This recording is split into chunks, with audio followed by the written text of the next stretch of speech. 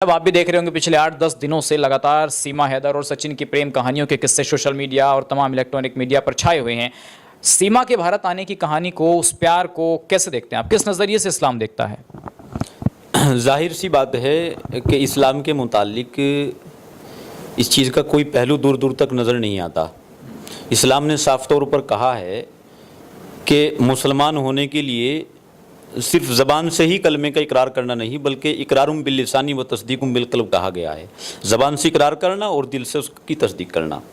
लेकिन जिस सीमा हैदर की आप बात कर रहे हैं, मैंने देखा एक चैनल पे वो किसी साहब ने उससे कलमा पूछा तो कलमा तक उसको याद नहीं है। तो वो पाकिस्तान से भारत ज़रूर आई है, लेकिन मैं तो पाकिस्तान के ऊपर अफसोस कर रहा हूँ कि इस्लामी मुल्क जिसको कहा जाता है, अलग चीज़ है कि वहाँ शरिया कानून नहीं है, लेकिन इस्लाम के नाम पर स्थापित ज़रूर है। जो मुल्क इस्लाम के नाम पर बना हो और जहाँ इस्लाम का झंडा उतनी बुलंद करने वाले लोग मौजूद हों, अपने आप को बताते हों, उस देश में रहने वाली एक महिला को कलमा तक याद नहीं। तो जाहिर सी बात है कि जब वहाँ एक मुसलमान को इस्लाम की सही शिक्षा नहीं दी जाएगी तो फिर क्या वहाँ किताबों में आतंकवाद पढ़ाया जाता है? यही महसूस होता है। तो आप उसको शिक्षा की कमी मानते हैं, या आप ये मानते हैं कि उसको कलमा याद नहीं है तो वो मुसलमान नहीं है, वो हिंदू हो सकती है अगर उसको कलमा याद नहीं है? या आप ये मान रहे हैं कि नहीं, शिक्षा की कमी है, इस वजह से सीमा हैदर जो है वो कलमा नहीं सुना पाई? नहीं, दुनिया की शिक्षा अलग चीज़ है। आपके पास शिक्षा हो या ना हो, लेकिन मुसलमान होने के लिए आपको कलमा सिर्फ याद ही नहीं, आपके दिल में बसा होना चाहिए। और जो लोग उसको आज तक कलमा याद नहीं करा पाए, वो कैसे इस बात के ऊपर दावा कर रहे हैं कि हम इस्लामी मुल्क में रह रहे हैं, पाकिस्तान मुल्क में रह रहे हैं, जो मुल्क इस्लाम के नाम पर स्थापित हो। तो जब वहाँ की रहने वाली एक महिला को कलमा याद नहीं है, तो फिर वहाँ के लोग मुस्लिम महिलाओं को क्या तालीम देते हैं? क्या वहाँ आतंकवाद पढ़ाया जाता है सिर्फ?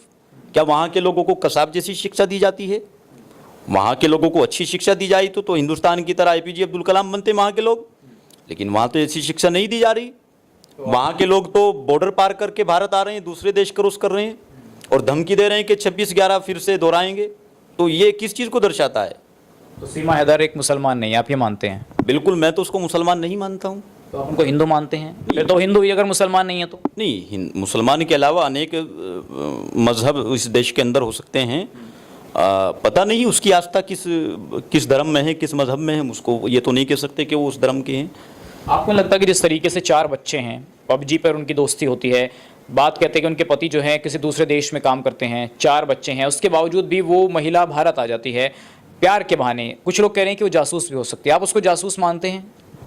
नहीं, ये तो मैं नहीं तय कर सकता हूँ, ये तो जांच एजेंसियाँ तय करेंगी। लेकिन ये अलग चीज़ है कि जांच एजेंसियों को अब से पहले इस पर जागरूक हो जाना चाहिए था। लेकिन ये अलग चीज़ है कि अभी ATS उसकी जांच कर रही हैं और दूसरी एजेंसियां जांच कर रही हैं। देखेंगे जांच के बाद जो विषय सामने आएगा उसके बाद इस पर बात करनी ठीक रहेगी। 8-10 दिन से लगातार वो सोशल मीडिया पर, इलेक्ट्रॉनिक मीडिया में है, TV चैनल्स पर इंटरव्यू हो रहे हैं, वो एक स्टार के तौर पर देखी जा रही है। आपको नहीं लगता कि जो महिला 2-2, 3-3 देश की सीमाएं लांघ कर भारत पहुंच रही है, वो अपने आप में कहीं ना कहीं बॉर्डर पर जो कमी देखी जा रही है सुरक्षा की, वो एक बड़ा लूज पॉइंट है सुरक्षा के लिहाज से भी? और 8 दिन तक जांच एजेंसियां ये इंतजार कर रही हैं कि सीमा हैदर से कब पूछताछ की जाए, तो ये एक सिक्योरिटी लैप्स नहीं मानते आप? नहीं, उसको पहले ही दिन से, जब उसका पता चला था, पहले ही दिन से उसको गिरफ्तार करके कोर्ट में पेश किया गया था और फिर कोर्ट ने उसको जमानत दी। वो जमानत पर बाहर है। ये अलग चीज़ है कि जांच एजेंसी अभी भी उसके पीछे लगी हुई है, बराबर उसकी जांच चल रही है। लेकिन मैं पाकिस्तान से सवाल पूछता हूँ, जब आप एक मुस्लिम महिला को कलमा तक याद नहीं करा पाए, तो फिर काहे को उस महिला के ऊपर इतना हाई हल्ला मचा रहे हो? जैसा हम लोग देख रहे हैं कि वहाँ मंदिरों पर अटैक कर रहे हैं लोग और प्रदर्शन कर रहे हैं, भारत को धमकियाँ दे रहे हैं। कैसी तालीम आप लोग दे रहे हो भाई? सपोज कीजिए आप उस महिला को कलमा याद हो अच्छे से, और जिस तरह आप एक हिजाब वाली के ऊपर हाई हुल्ला करते हो, वो तो हिजाब का इस्तेमाल नहीं करती है। पाकिस्तानियों की बात कर रहा हूँ, उसने वो तो हिजाब पहनकर भारत नहीं आई, उसको तो कलमा याद नहीं, उसको तो नमाज याद नहीं, तो फजर के बाद मगरिब बता रही है, मगरिब के बाद फजर बता रही है, तो उसको सारी चीज़ें याद नहीं है। जब सारी चीज़ें याद नहीं है तो उसको वो मुसलमान नहीं है, और जब वो मुसलमान नहीं है तो फिर पाकिस्तान में हाय अल्लाह किस बात का है? तो आपको लगता है कि एक खास मकसद के तौर पर भी चीज़ें हो सकती हैं, कि उसका एक खास मकसद हो?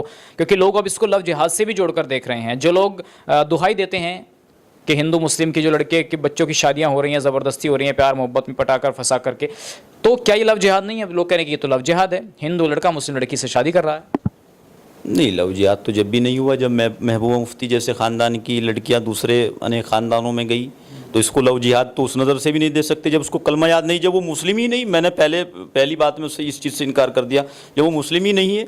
चूँकि मुसलमान होने के लिए मैंने पहले तौर पे कहा है आमनतु बिल्लाहि, मैं ईमान लाया अल्लाह पर, व मलाइकती उसके फ़रिश्तों पर, व कुतुबी उसकी किताबों पर, व रुसुली उसके रसूलों पर, वल यौमिल आखिरी आखिरत के दिन पर, वल क़द्रि खैरि शर्रिही अच्छी बुरी तकदीर पर, मिनल्लाहि ताला वल बासी बादल मौत, मौत के बाद दोबारा ज़िंदा उठाए जाने पर, और उसके बाद भी इकरारुम बिल लिसानी व तस्दीकुम बिल क़ल्ब, ज़बान से उसका इकरार करना और दिल से उसकी तस्दीक करना। उसको पहला ही खित्ता मालूम नहीं है। इस्लाम की जो पहली तालीम है ला इलाहा इल्लल्लाह मुहम्मदुर रसूलुल्लाह, उसको वो कलमा याद नहीं, तो फिर वो मुसलमान कहीं की हुई भाई साहब? तो क्या इस्लाम को बदनाम करने के लिए एक साजिश रची जा रही है ये? बिल्कुल नहीं, इस्लाम को बदनाम करने की साजिश वो लोग नहीं, हमारे खुद मुसलमान रच रहे हैं। पाकिस्तानियों को अब तक उसके मुसलमान होने से खंडन करना चाहिए था। ये अलग चीज़ है कि वो पाकिस्तान से आई है, पाकिस्तान के रहने वाली है, लेकिन पाकिस्तान में तो और लोग भी रहते हैं मुसलमानों के अलावा, और दूसरे मज़हब के लोग भी रहते हैं, लेकिन पाकिस्तान के मुसलमान ही उस पर हाय उल्लाह क्यों मचा रहे हैं?